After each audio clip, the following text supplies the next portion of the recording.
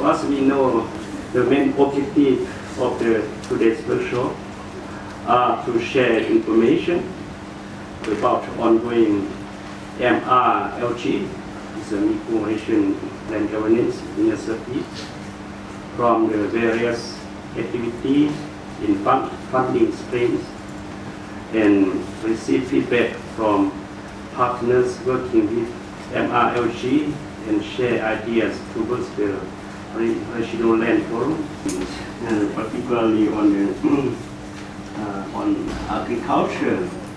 So anyhow, we have different form or different models of investment, and I think the output or outcome of each model is differently.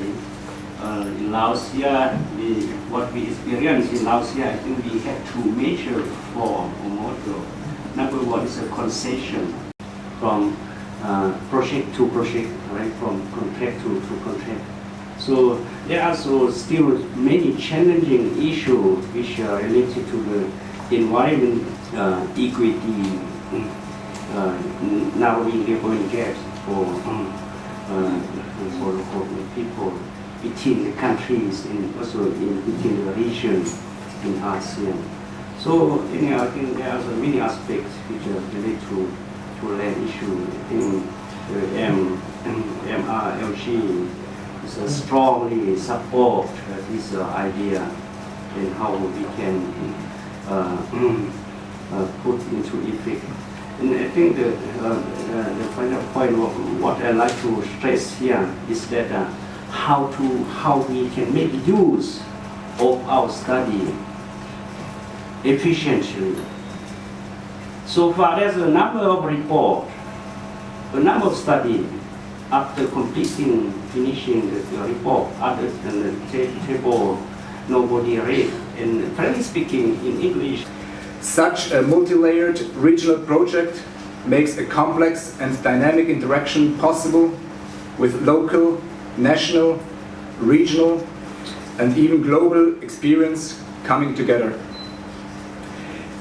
In its international cooperation program, the Swiss government is giving a high priority to two important topics which the MRLG project addresses as a core strategy for project impact.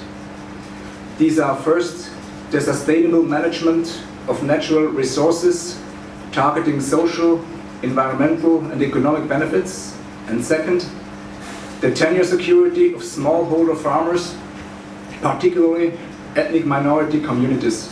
And we as individuals can start to take action. In Mekong region countries, millions of farmers live in situations where they have an informal, customary right of access to land, forest and fisheries that has maintained their survival and cultural practices for hundreds of years.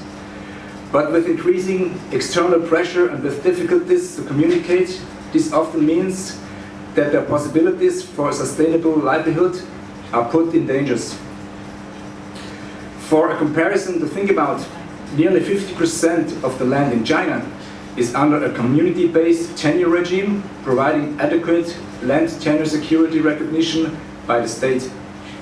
As one of the key areas of discussion today and tomorrow, I leave this topic open for lots of debates and discussions. The MRLG project, supported by the Swiss government through SSC, was supported originally with an $8 million contribution. It now has increased funding to 13 million. Germany having joined and contributing 3.5 million euro through GIZ towards the grant facility and in-kind staffing and support. In the coming months, we will also welcome another 1 million euro as contribution towards the grant facility from the government of Luxembourg.